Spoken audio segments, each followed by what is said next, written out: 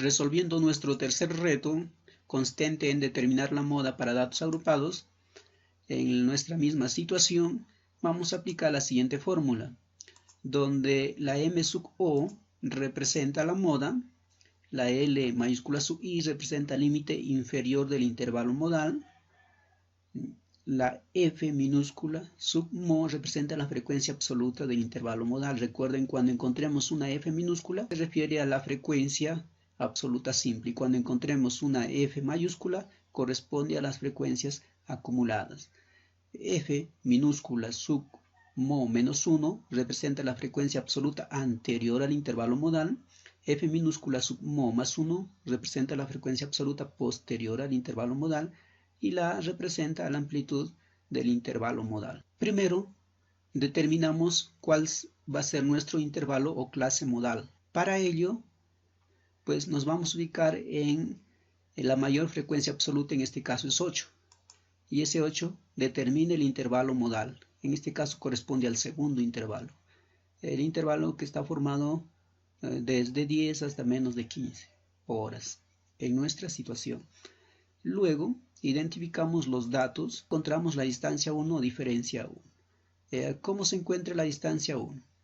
Es la resta o la diferencia entre la frecuencia modal menos la frecuencia anterior a esa frecuencia modal, entre el 8 y el 5. Para encontrar la distancia 1 sería 8 menos 5, sería igual a 3. Ahora encontramos la distancia 2 o diferencia 2. Según la fórmula, es la diferencia entre la frecuencia modal menos la frecuencia posterior, es decir, entre el 8 y el 6. Y 8 menos 6 es igual a 2. Ya tenemos que la distancia o diferencia 1 es 3 y la distancia o diferencia 2 es 2. Luego pasamos a reemplazar en nuestra fórmula. Recuerden que la A es la amplitud. La amplitud es de 10 para 15 y hay 5 unidades. Reemplazando nos queda el límite inferior. Recuerden que es 10. En este caso ya no es 15 sino es 10, porque el segundo intervalo es nuestra clase modal. La diferencia 1 es 3, la diferencia 2 es 2 y la amplitud o ancho del intervalo es 5. Efectuando nos queda 3 más 2 es 5.